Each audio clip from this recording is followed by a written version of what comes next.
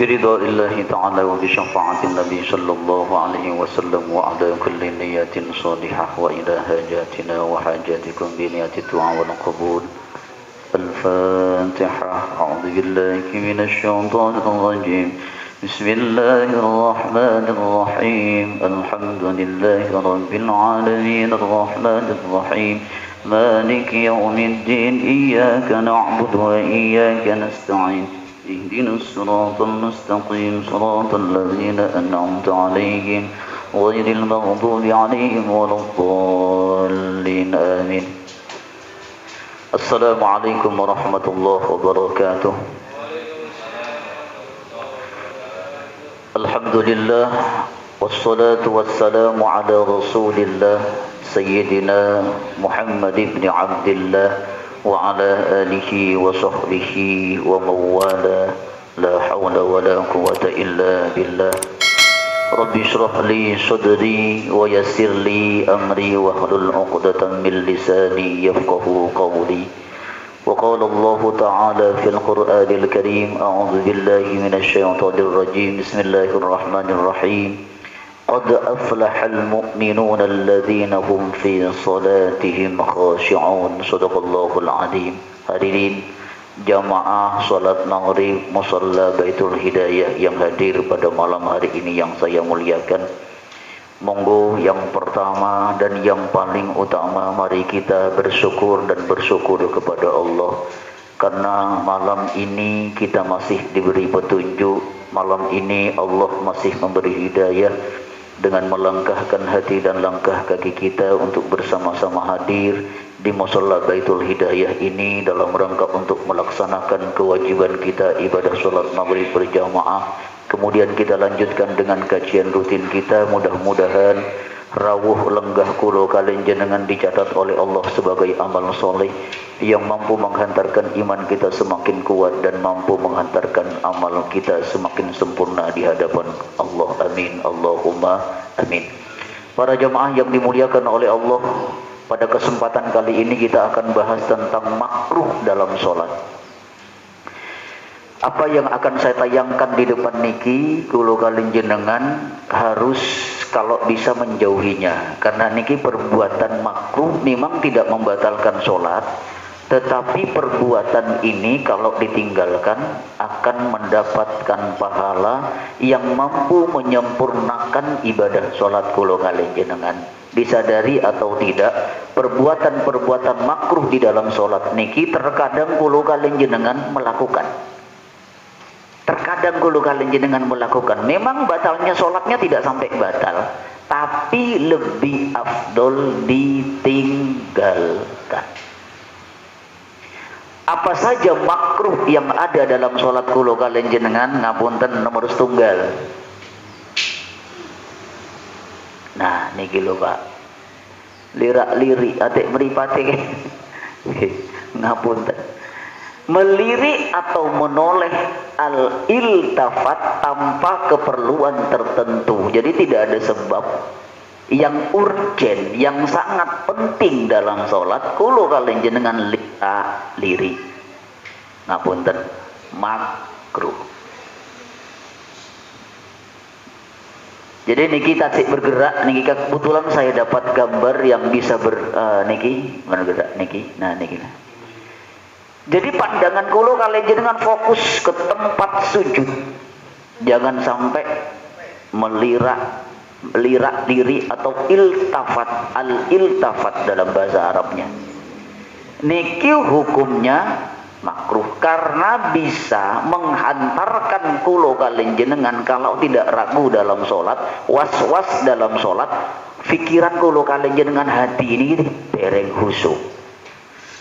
Lirak-lirik niki disebabkan karena ketidakkhusyukan, kurang sempurna. Nah, agar kulo kalian jenengan bisa fokus, ada baiknya kulo kalian jenengan bisa mengartikan setiap doa di dalam gerakan sholat kulo kalian jenengan, mulai takbir hingga salam. Kalau bisa kulo kalian jenengan faham maknanya.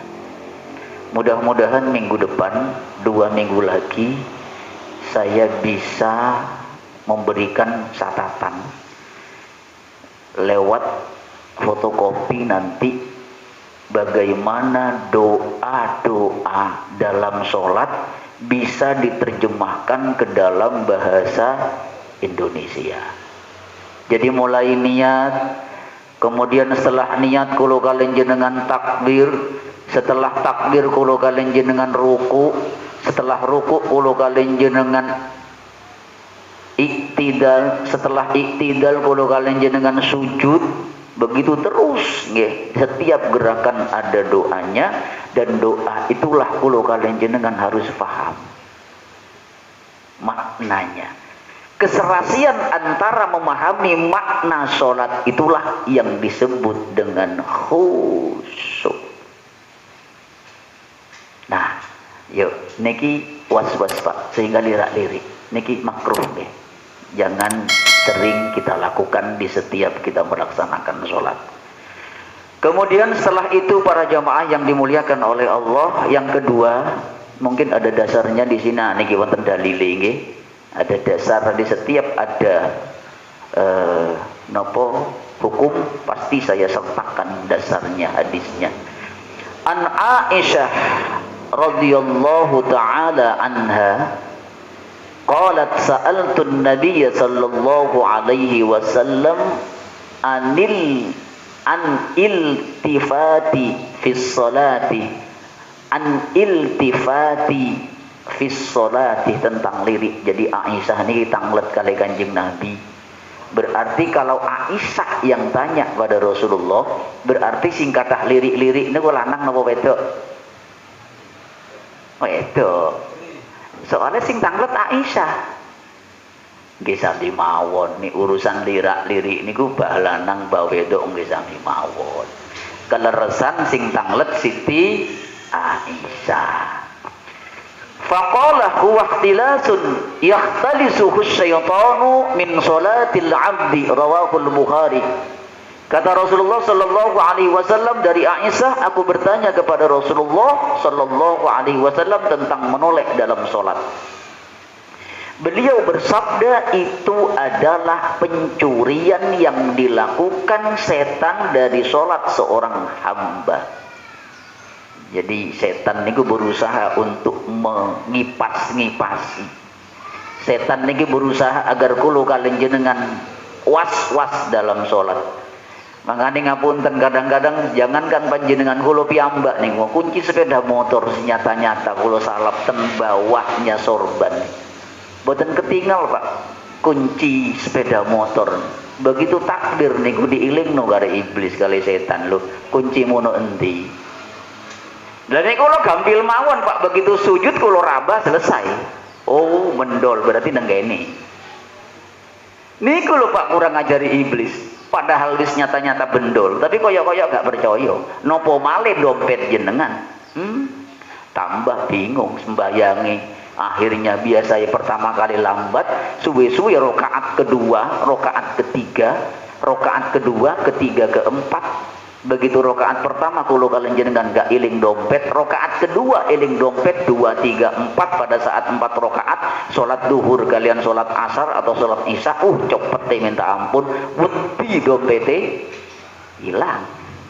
Niku kurang ngajari iblis. Ada baiknya kulo kalian jenengan untuk mengamalkan sebelum kita wudhu, sebelum kita sholat, baca istighfar, baca syahadat, baca doa yang diabadikan oleh Allah dalam Quran surah Al-Mu'minun ayat 97. Rabbi a'udzubika min hamazatis syayatin wa a'udzubika rabbi ayyahdurun. Rabbi a'udzubika, ya Allah, aku berlindung kepadamu min hamazatis syayatin, dari gangguan-gangguan setan, wa a'udzubika, dan aku berlindung kepadamu, Rabbi, Tuhanku Allah, ayyahdurun, dari kedatangan-kedatangan mereka. Jadi kalau kalian jenengan nek kepengin selamat dari godaan iblis, kalau kalian jenengan berlindung kepada zat yang menciptakan iblis, termasuk juga masalah corona Pak. Corona niki boten ketinggal. Nah, agar kula kalian jenengan selamat dari corona, minta kepada Allah yang menciptakan corona agar keluarga kula kalian jenengan, lingkungan kula kalian jenengan diselamatkan dari wabah corona. Ngoten lho Pak. Para rawuh yang dimuliakan oleh Allah, yuk kita lanjut. Niki ngapunten. Nah, niki masih gampang kita dalam sholat niku lho Pak, sik sendekap, sik sempat-sempate melipat baju atau rambut tanpa udur. Soalnya tangannya niku gatel nih boten. Wong enak-enak sholat ngene panjangnya ngeten niku dilipat. Ingat, melipat 1-2 kali boten nopo-nopo itu bagian dari gerakan sholat. Tetapi ini kalau kali jenengan melipat sampai 3 kali berarti sholatnya batal. Sebab itu 3 kali melakukan gerakan dalam sholat. Kecuali Imam Malik, manggani Imam Malik ini ku enak kukur-kukur. Imam Malik ini ku, Imam Hambali juga sholat niku halah kaya dolanan. Kula niku nek sholat wonten Masjidil Haram, wonten Masjidil Nabawi, antek ceceran kali polisi-polisi Mekah, ceceran kali polisi-polisi Arab, wis gak konsen blas. Lah yo napa sembayang kali HP-an? Begitu sudah berbunyi ditingali HP ini disalap ten wingking, selap ten mandap. Ngoten ki sendekap malih. Kaya dolanan. Sebagian dari madhab Maliki memperbolehkan garuk-garuk lebih dari 3 kali boten nopo-nopo. Tapi madhab Syafi'i jangan coba-coba. Koyok sembahyang dolanan. Para rawuh yang dimuliakan oleh Allah, jadi melipat baju atau rambut bagi yang rambutnya panjang tidak pakai kopiah, maka keberadaan kopiah niki dihukumi sunnah karena membantu menjuntainya rambut, menghalangi kening yang digunakan untuk sujud. Jadi sunnah. Loh, Rasulullah apa tidak pakai kopiah? Damel pakai sorban, namanya hutrah. Itu yang sekarang jadi kacau. Sampai sinten niku penceramah yang keras mengomentari Habib sinten niku, Habibnya orang NU niku, sampai sekarang di penjara niku hutrah boten napa-napa nggih. Para rawuh yang dimuliakan oleh Allah, jadi niki jangan sering kita lakukan. Melipat baju, kemudian melipat rambut tanpa alasan, itu hukumnya makruh. Tetapi kalau ada udzur bagaimana Ustaz? Nah, kalau ada udzur ya enggak jadi masalah. Misalkan panjenengan tiba-tiba di saat sholat kepalanya sirai niku sing boten damel kopiah keceblokan kelabang lho. Nggih jenengan pundhut, jangan dibiarkan. Oh makruh lho, kelabangnya melebut nang kene kupinge kok meneng ae lho, bahaya. Nah, kalau itu ada udzur syar'i, jenengan boten napa-napa ngambil kemudian dilempar 1 kali saja enggak masalah. Oke. Pun para jamaah yang dimuliakan oleh Allah, kita lanjut. Selanjutnya, nah niki nggih, niki adalah dalil bagaimana orang melipat baju dan melipat rambut niku hukumnya makruh. Saya tidak akan mengatakan kalau tidak ada dalil penyertanya. Wong sak niki main-main dalil titik-titik yo dalil. Umirtu an asjuda ala sab'ati a'zumin wala akuffa thawban wala sya'ran. Hadis riwayat Bukhari Muslim. Rasulullah bersabda, aku disuruh bersujud atas 7 tulang. Nah niki syarat sahnya tiang sujud niku dengan menggunakan 7 tulang. Kesempurnaan seseorang baik apakah niku istri ataupun laki-laki, begitu kula kalih jenengan sujud maka harus menggunakan 7 tulang niki. Apa saja 7 tulang niku, dan agar tidak mendapat baju maupun dan tidak melipat baju maupun rambut selagi sholat. Nanti 7, nggih. 7 nanti kita akan bahas belakangan, insyaallah ada di sini. 2 ujung kaki, 2 ujung lutut. Niki lutut, kaki itu sudah sekawan, Pak. 2 tangan 6, kemudian kening 7. Pun niku anggota-anggota sujud yang jangan sampai terhalang oleh benda apapun, khususnya yang ada di kening. Kalau sarung boten nopo-nopo, karena memang sarung niki menghalangi tumit, Pak, dan tumit niki termasuk aurat yang harus ditutupi. Tangan nih, tangan nggih, kemudian kening, kemudian kaki, Pak. Kaki niku jangan sampai terhalang ketika ngicak, kecuali ibu-ibu, karena memang ibu-ibu harus tertutup. Nah, kalau ibu, khusus ibu-ibu yang harus tidak terhalangi ketika sujud niku kening dan kedua telapak tangan.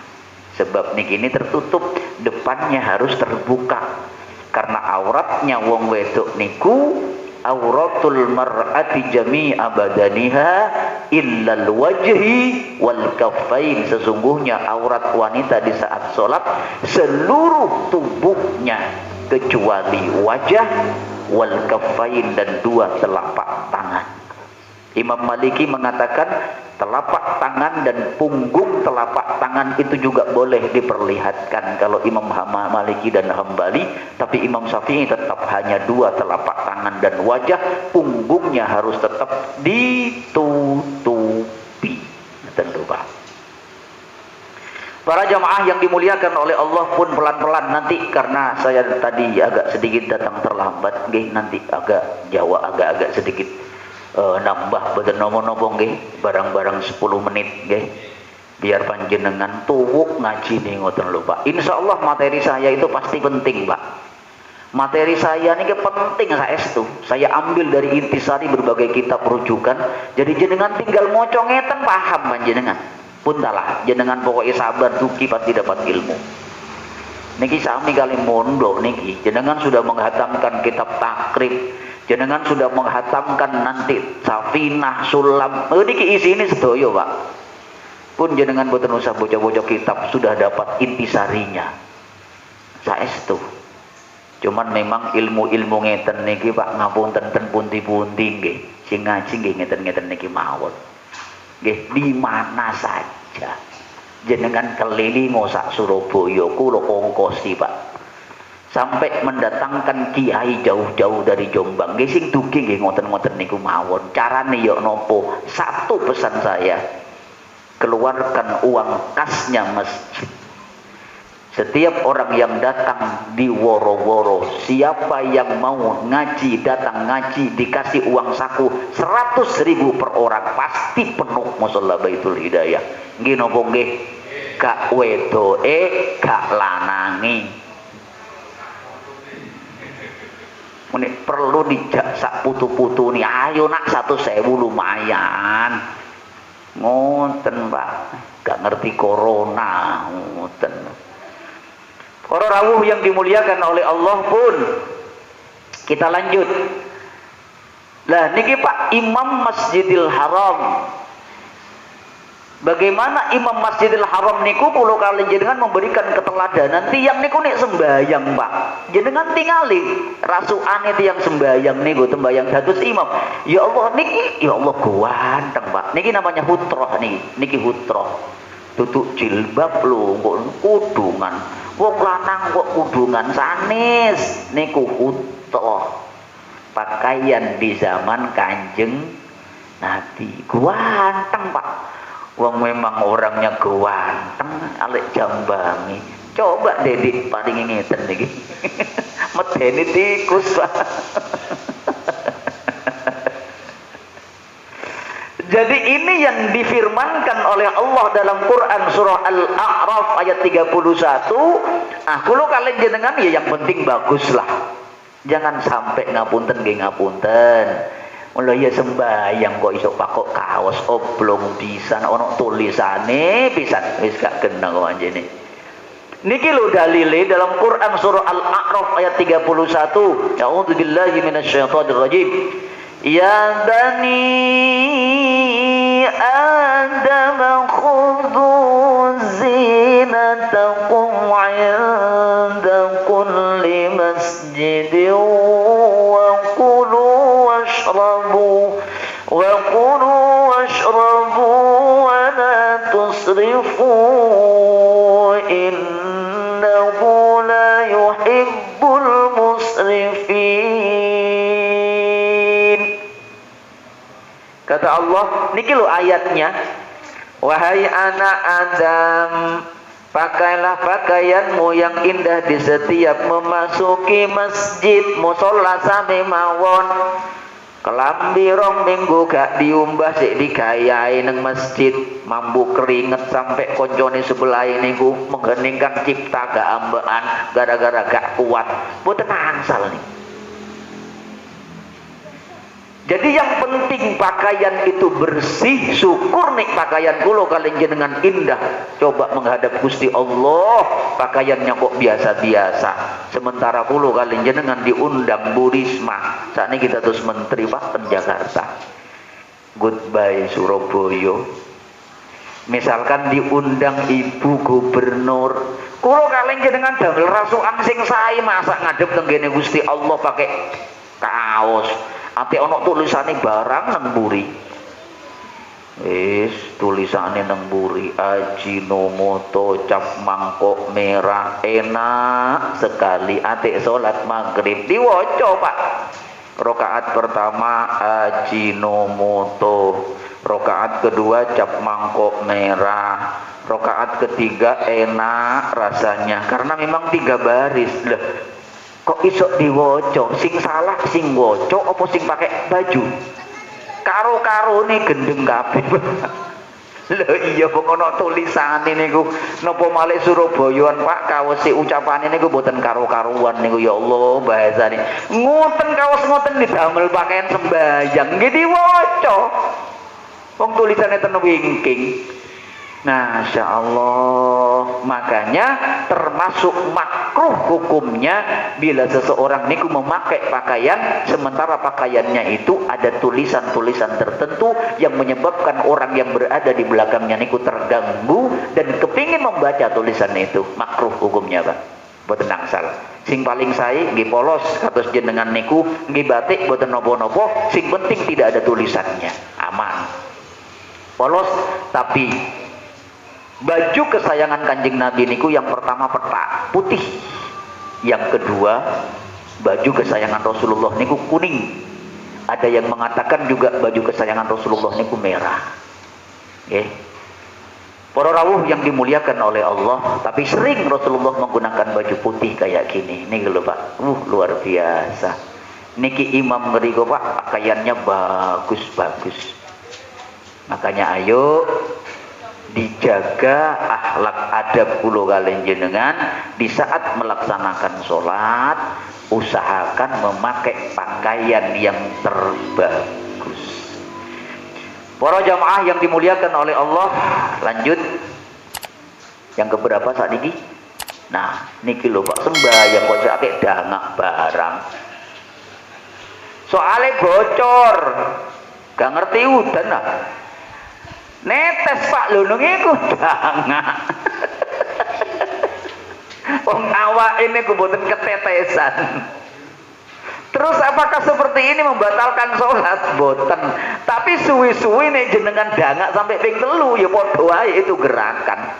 Dangak sepisan pindho gak apa-apa. Dangak soalnya kok ono sembayang kok ono banyu nitis. Enggak ngerti musola Baitul Hidayah ini mari didandani bocor kabeh. Untung mugi-mugi mawon iki lampu gak mati. Iso atik lampu mati barang. Kok dilalah kuasane Gusti Allah, lampu niku mati ni namung sekedap. Hebat Baitul Hidayah niku. Kula niku mana natos ceramah, Pak. Tapi nggih boten ceramah pengajian rutin tenggen kula ngriku. Mati dangu ya, Pak. Waduh. Iki kenangan kaya biyen iki dangu iki gak sida ceramah. Kuasane Gusti Allah murup maneh.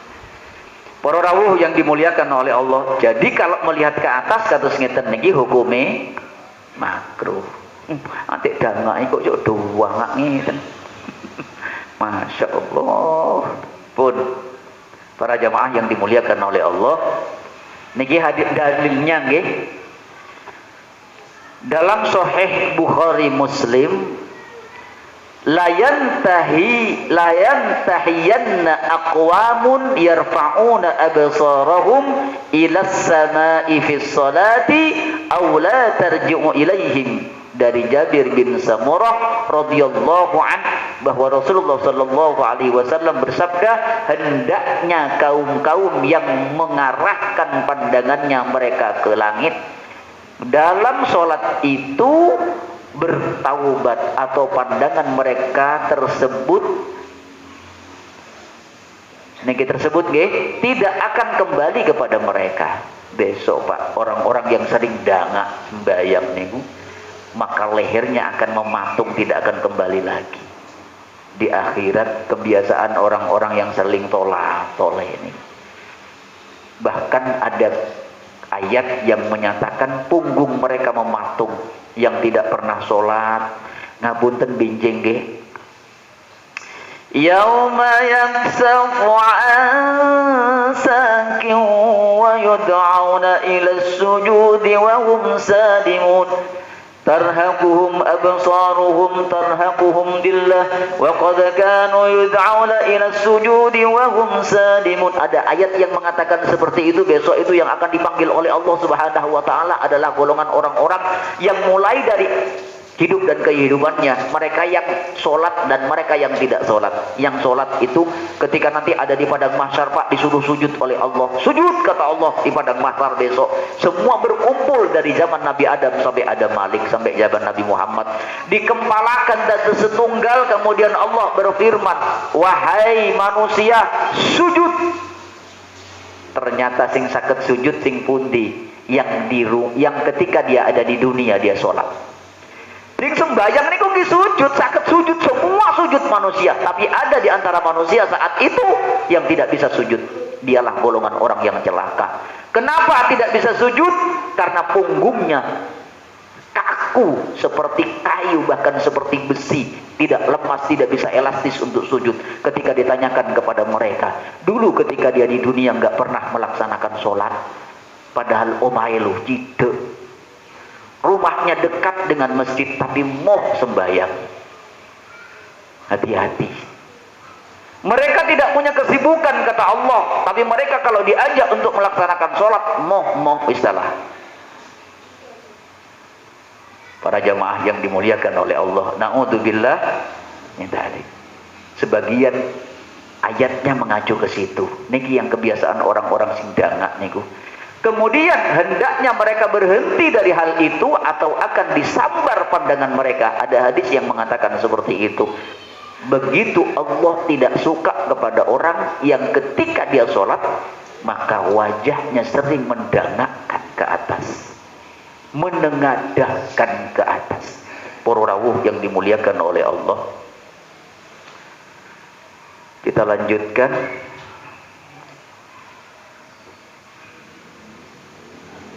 Nah, niki Pak, sekedap. Mau niki mumpung ada dan niki kadang-kadang kalau enggak saya kadang-kadang lupa. Oke. Nah, niki lho Pak, yang keempat. Melihat hal-hal yang mengganggu kehusukan sholat. Niki lho Pak, kaos niki didamel Pak, dadak wingkinge wonten tulisan ngeten. Jujur, panjenengan berada di belakang orang yang pakai kaos yang tulisannya seperti ini. Jujur, dibaca napa boten? Dibaca napa boten? Dibaca, Pak. Lihat di sini.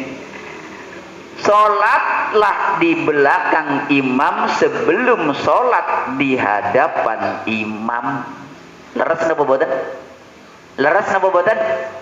Kalau sholat di belakang imam namanya sholat 5 waktu. Kalau sholat di depan imam, kalau sudah ada di depan imam, berarti sholat jenazah disolati.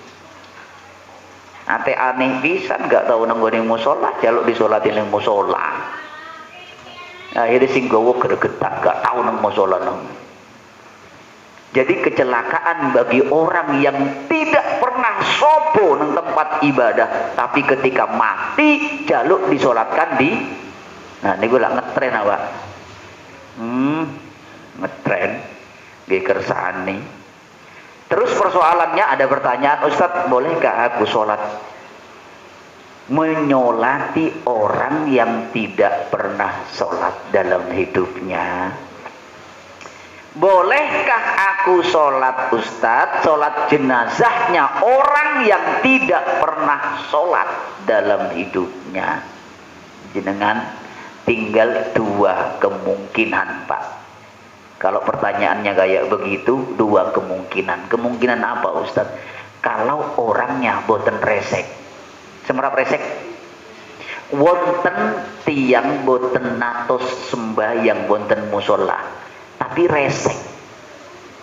Sing dirasani malah justru orang sing datang ke musola. Oh, gua ya mau nang musola, wong alah akhlakmu yo. Nggih termasuk mohon maaf. Termasuk yang kemarin itu siap untuk masuk neraka nih lho. Orang sembahyang belum tentu baik, bodoh ngoten niku lho. Pak, itu sudah melecehkan, Pak. Kalau saya nggak mau sholat.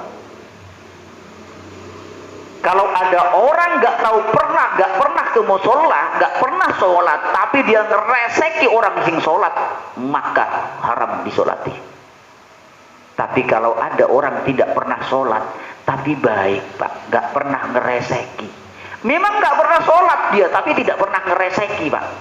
Orangnya baik dengan orang yang sering datang ke masjid, walaupun dia tidak pernah sholat, maka tetap disolatkan, Pak, sebab dia bersahadat.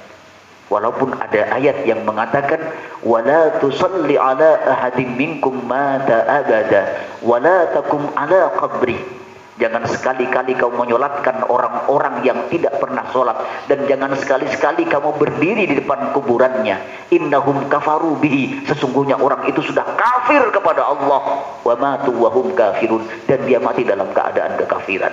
Ada ayat yang seperti yang mengatakan seperti itu ayat Al-Quran, tetapi jumhurul ulama, fatwa ulama masih membolehkan orang disolati sekalipun dia dalam hidupnya tidak pernah sholat, asalkan ojo resek. Nih resek, Pak, lu wong kafir dimi mawon, orang kafir yang hidup berdampingan dengan orang Islam dijaga kok hak-haknya orang Islam. Kata Rasulullah, siapa yang mengusik kafir dimi, orang kafir yang hidup berdampingan dengan Islam, berarti sama dengan mengusik aku. Ngoten, Pak. Makanya kalau ada orang Islam resek dengan Islam, ini ngalah-ngalahi orang non-Islam nih. Pun yang kelima, pelan-pelan. Niki, Pak.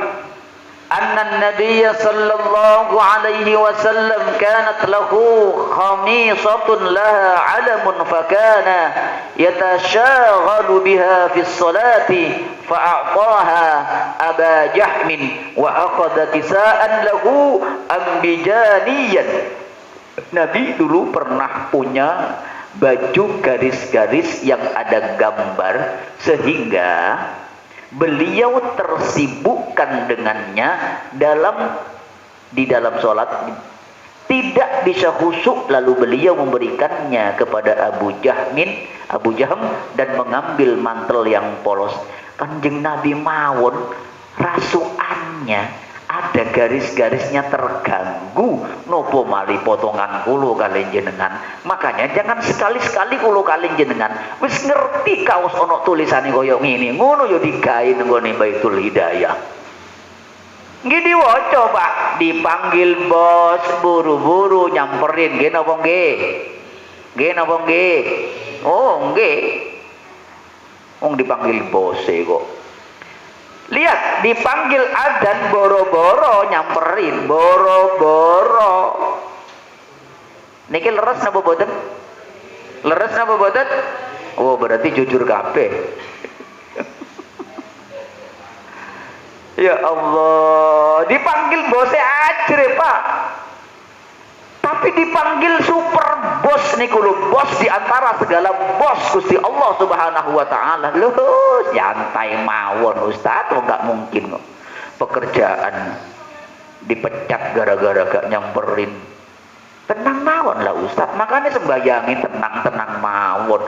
Panggil duhur, sholat duhur jam 12 kurang seperempat, takoy jam loro. Nyantai mawon, Pak.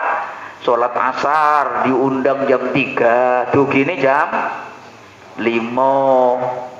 Sholat maghrib jam 6 kurang 15 menit, jam 6 lah.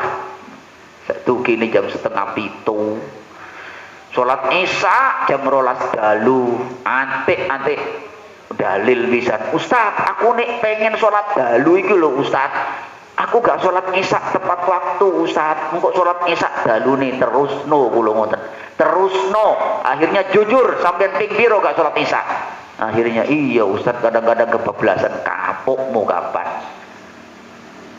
Makanya kula kalian jenengan tidak ada sholat yang lebih indah selain sholat tepat waktu. Nek sholat dalu nggih sholat dalu, jangan dijadikan alasan sholat isya niku diundur kemudian agar panjenengan bisa sholat dalu. Nek kula kalian jenengan niat sholat dalu sekalipun sholat isya tepat waktu, insya Allah sholat dalu. Jadi ayo kula kalian jenengan kaos-kaos ngeten niki Pak, jangan dipakai ketika sholat. Pasti siapapun yang ada di belakang pertama kali boten moco Pak, suwi-suwi moco. Suwi-suwi ngeten apike yo kaos iki, tukono endi? Ayo. Para jamaah yang dimuliakan oleh Allah, pun lanjut. Niki makruh Pak, makruh niki. Nah, 5, sholat di tempat sampah, pemotongan hewan, kuburan, kamar mandi, peristirahatan onta, dan di atas Ka'bah. Nih di atas Ka'bah nggak mungkin lah. Pertama, ayo kita lihat kenapa ini kok makruh. Pak, nek kula kalian jenengan sholat di tempat sampah niku maslahah kemakrukannya nopo? Mambu bau Pak. Tempat panjenengan sembayang celah tempat pembuangan sampah niku ngajeng ini dulu. Dia niku wonten niku tempat jetis Pak, jetis kidulipun RSI. Nah, misalkan di tempat itu ada musola, gak sehat Pak, gak sehat. Wong tempat pembuangan sampah kok ono musolai, makanya musolahnya dibangun tapi sebelah selatan. Niku wonten musola alit, nggih. Maka kenapa kok makruh Ustadz? Karena baunya sampah ini bisa mengganggu orang sing sholat. Pemotongan hewan bau juga, anyir darahnya Pak. Makanya makruh panjenengan sholat di tempat pemotongan hewan. Panjenengan makruh sholat juga ya di celah-celah ngeten jenengan sembahyang. Iya, Allahu Akbar. Ada yang orang mampu melatih ya, iya. Makruh nggih, kuburan, kamar mandi, nopo pesing nggak boleh. Makanya wudhu, jangankan sholat, wudhu pun jenengan kalau di kamar mandi juga hukumnya makruh. Usahakan pancuran tempat wudhu itu kalau bisa, kalau toh ada di kamar mandi, sebaiknya tetap sebisa mungkin pancuran itu tidak nyiprat. Nah, atau satos, karena nanti proses kuburan siksa azab kubur niku juga karena kalau kalian jenengan tidak bersih, kurang bersih dalam hal najis. Niku bahaya nggih. Para jamaah yang dimuliakan oleh Allah, lanjut. Mudah-mudahan masih lama. Nah, niki wonten hadis anna Nabiy sallallahu alaihi wasallam naha anis salati fil mazbalati wal majzarati wal maqbarah kuburan wa qari'atit tariq wa fil hammam wa fi ma'atinil ibili wa fawqa dhahril baiti. Nabi telah melarang sholat di tempat-tempat sampah, nggak boleh, makruh. Tempat penjagalan, pemotongan hewan, makruh. Kuburan, makruh. Tengah jalan dia makruh, Pak. Kalau di tengah jalan nopo kok makruh. Tempat lintasannya orang jalan, kulo kalian jenengan boten khusyuk, tiang berlalu lalang kok sembahyang. Kemudian di jamban pun niki boten usah dibahas, panjenengan sudah paham. Di jamban niku mambu pesing, mambu kotorane wong, di tempat-tempat menderumnya unta. Mungkin panjenengan sholat di tempat-tempat yang ada peternakan unta di situ, di mana unta-unta itu bersuara dengan suara yang sangat keras, dan itu juga hukumnya makruh. Kemudian di atas Ka'bah boten angsal. Jangan-jangan ke sholat di atas Ka'bah masa niki ten Mekah mawon boten angsal kok sakniki.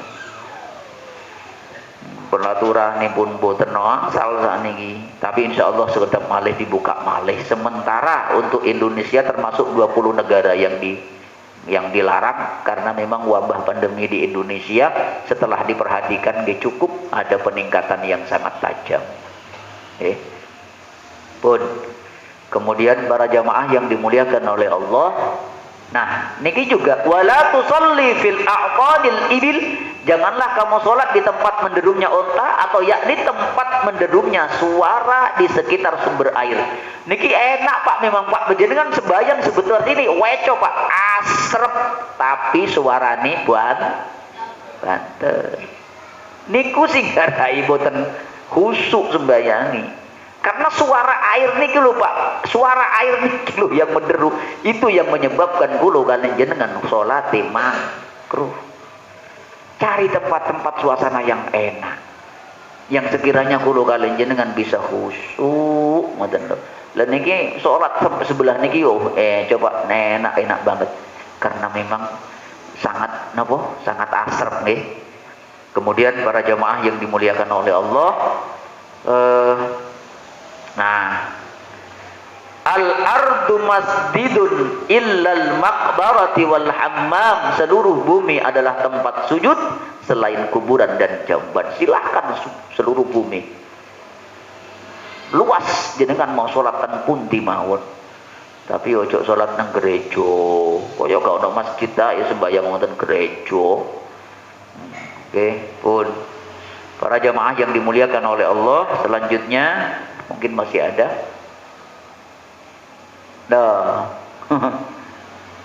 Ngapunten nggih, mohon maaf saya belum pernah menemukan wong jilbaban loro weteng. Nggih. Mendaling ngiten niki Pak. Tapi kalau tingali tiang istri niki kayaknya sanes tiang jagir niki. Menahan lapar dan buang hajat, begitu panjenengan menahan lapar, buang hajat, hukum sholatnya makruh. Jenengan lapar, jenengan dahariyin. Jenengan menahan buang hajat, badai BAB, badai pipis, makruh Pak. Jenengan batalkan sholatnya. Silahkan buang hajat dulu, pipis riyin, biar jenengan sholatnya khusyuk. Jangan sampai jenengan sembahyang kalian nahan, merencing ngoten lho. Ditahan Pak, winginane Pak kulo Pak. Begitu sholat rakaat, sholat ngapunten nggih. Saya sholat subuh ngimami wonten masjid mushola kulo niku lho Pak. Sholat subuh Pak. Sholat subuh rakaat pertama niku dereng wonten tanda-tanda Pak. Begitu rakaat kedua Pak, ya Allah, kebelet Pak, BAB. Kulo tahan niku. Kulo kali ngelirik, boten napa-napa, kulo kali ngelirik Pak. Saya nek ngelirik tak batalno salatku iki. Kira-kira nang ngeburi iki iso apa enggak maju nang ngarep. Saged Pak, makmumi mandur ke belakang, tira-tira jenengan mundur ke belakang arah mana di antara 3 orang di belakang panjenengan yang dianggap alim. Sekiranya dia paham, jenengan mundur tiang niku maju. Tapi persoalannya ngerti hukum ini boboten. Begitu mandur ojo banyol sampean sembayang atik mundur-mundur barang. Oke, nanti akan saya kirimi videonya. Pernah di Masjidil Haram itu, di salah satu masjid di Mekah itu, sholat tiba-tiba suaranya serak. Akhirnya mundur pak, mundur tapi suratnya pak, ayat-ayatnya ayat-ayat panjang. Misalkan bulo sembayang imami, saya baca surat Az-Zumar. Wasiqal ladzina kafaru ila jahannam zumara. Tiba-tiba suara saya serak. Saya mundur. Oke, dia bisa maju ke depan. Ojo diganti surat Al-Ikhlas. Harus melanjutkan surat saya tadi. Nanti sorry Ustaz gak iso Al-Kafirun kuliah kamu karokoluhu. Niku kalau ayat, kalau orang, makanya yang di belakang imam niku kalau bisa diisi oleh orang-orang yang betul-betul dia bisa sak wanci-wanci pak. Siapa tahu, mohon maaf kita nggak tahu apa yang terjadi besok. Bisa jadi yang imam niku tiba-tiba sedo nggih wonten. Nggih, kalau sedo apa yang terjadi, tiba-tiba nggak bangun lagi, dia lama sujud misalkan. Maka yang ada di belakang imam itu agak ke depan sedikit, kemudian panjenengan mengambil alih komando untuk jadi imam sampai salam, baru nanti dibangunkan. Ini pernah terjadi pak. Ternyata imami sujud yang terakhir sak derengi salam niku, sak derengi tahiyat akhir ternyata sedo. Oke, lo kita nggak ngerti pak. Makanya di belakang imam niku harus diisi oleh orang yang paham. Sak wanci-wanci lo. Apa boleh Ustaz bagi orang yang seperti saya buang hajat? Bisa saya. Loh, buang hajat masa nggak boleh? Boleh kalau saya sudah nggak kuat, saya rusak sholat saya, kemudian yang belakang harus maju ke depan, nggih saya harus keluar pak. Sekalipun saya harus melewati di depan orang sholat iya itu darurat, nggak jadi masalah. Sorry. Timbangan iku lo kecirit tenggini tempat imam, nggak masalah, nggih. Karena niku urgent dan genting, nggih. Genting sudah. Pun para jamaah apabila makan, lihat Al-Bukhari, lihat Bukhari dan Muslim nomor 642, nomor 559 telah meriwayatkan dari Ibnu Umar, Rasulullah bersabda, apabila makan malam telah dihidangkan, sedang sholat telah ditegakkan, maka mulailah dengan makan malam dulu, jangan tergesa-gesa hingga selesai makan. Jenengan dahariin sing ngeco, biar daripada jenengan nanti sembayang eling sholat, mending daripada jenengan sembayang eling makan, mending makan eling sholat. Cepat niku. Wis niku pun bagus niku. Daripada tergesa-gesa kemudian tidaklah sempurna sholat seseorang di hadapan makanan ataupun orang yang terganggu oleh dua kotoran, buang air besar dan buang air kecil. Nggak boleh pak, hukumnya makruh. Pun para jamaah yang dimuliakan oleh Allah, nah yang keenam, memakai baju terbuka. Wih, baju ini dibuka, sembahyang nanti kelambi dibuka barang, boten angsal. Ngene dadane sispek koyok Cristiano Ronaldo. Wong dadane niku ireng koyok misalkan nggih, memakai baju terbuka hukumnya janganlah salah seorang di antara kalian sholat dengan satu pakaian sehingga tidak ada sedikit pun pakaian yang menutupi kedua bahunya. Makanya ketika orang itu pakai kain ihram, maka pundaknya yang terbuka itu harus ditutup dengan kain ihram niku pak. Saya sering kemarin saya praktek bagaimana orang yang pakai kain ihram ketika sholat harus menutup dulu bahunya, karena niku hukumnya makruh. Para jamaah yang dimuliakan oleh Allah, masih ada tinggal sedikit. Nah niki pak, meletakkan tangan di pinggang. Oh yu, sembahyang koyo nopo nih. Oke, boten nangsar. Niki hukumnya makruh. Para ulama memakruhkan kecuali Imam Ibnu Majah. Nabi melarang seseorang sholat muhtasiran, tangan diletakkan di pinggang. Ini tangannya diletakkan di pinggang. Ini hanya sekedar ilustrasi walaupun tidak pas di pinggang pak. nggih seperti berkacak pinggang ngoten nggih boten angsal. Kemudian para jamaah yang dimuliakan oleh Allah, 8 menggunakan lengan tangan untuk tumpuan ketika sujud. Lengan tangan untuk tumpuan niki biasanya kadang-kadang ibu-ibu atau satos nggih. Jadi jangan sampai sikunya niku pun juga seperti ya napa nggih digunakan sebagai tumpuan nggih, ndak boleh. Siku niki harus diangkat, jangan sampai sejajar dengan lantai. Niku nggak boleh. Kemudian artinya apa? Kita langsung melihat terjemahnya. Niki Pak Muhammad bin Bashar ia berkata telah menceritakan kepada kami, Muhammad bin Ja'far ia berkata telah menceritakan kepada kami, Syu'bah ia berkata aku mendengar Qatadah dari Anas dari Rasul Nabi sallallahu alaihi wasallam, beliau bersabda, seimbanglah kalian ketika sujud dan janganlah salah seorang di antara kalian meluruskan, menempelkan kedua lengan hastanya seperti anjing meluruskannya. Naudzubillah min dzalik. Jangan sampai seperti Qatadah, jangan sampai seperti anjing yang sedang duduk. Naudzubillah min dzalik pun. Para jamaah yang dimuliakan oleh Allah. Kemudian nah niki sembayang kados ngeten rapat Pak pi jenengan nek sikile ngeten jenengan kenging dorong jatuh atau satos niki kadosi niki Pak sikile wong wedok niki sikile wong sing gak tau kora-kora niki jenengan tingali niki kukune lu niki perawatan Pak. Nah, cara sholat kados ngiten niki ngapunten hukumnya makruh. Boten angsal nggih.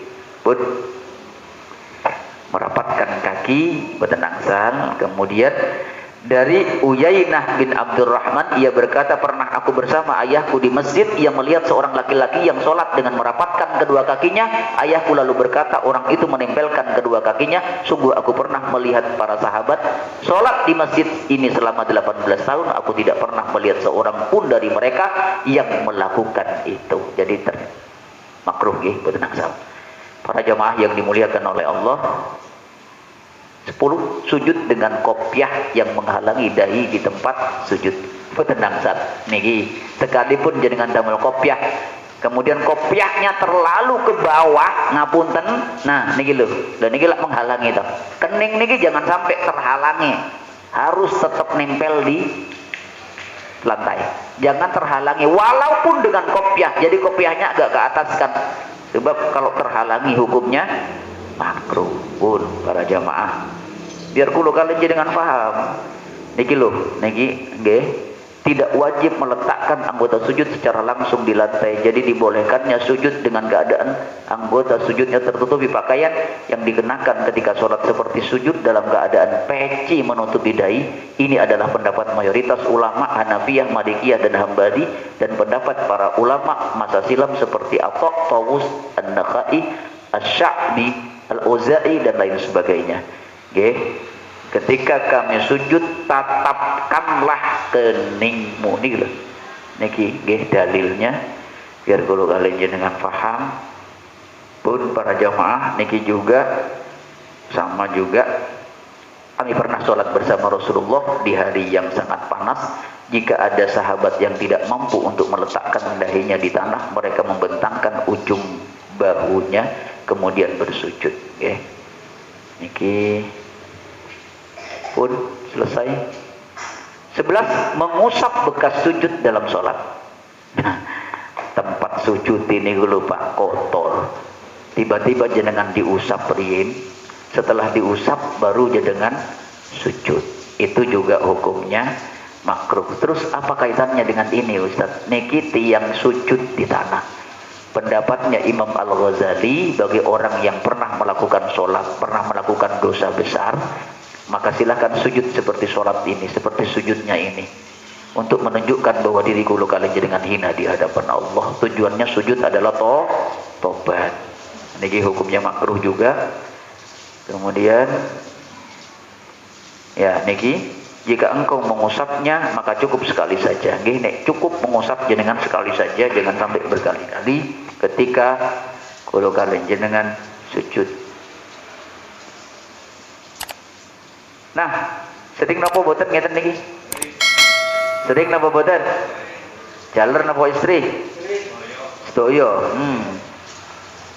Menguap sunnah menutup mulut di dalam dan di luar sholat. Tutup sebab nek nguap ngeten niki setannya masuk. Akhiri boten konsen pun lanjut mawon kuatah niki kasehan niki. Nah, nguap nggih pun yang penting sudah paham dan usah dibahas. Nah, memanjangkan kain sampai tanah. Dapat nggih, niki kados tasik kuatah niki. Nggih. Baik, tinggal dikit ya. Niki akan ada bahasannya sendiri mangke nggih. Niki hukumnya makruh nggih. Ngapunten. Bagi panjenengan yang sering memanjangkan ngeten-ngeten niki makruh, Pak.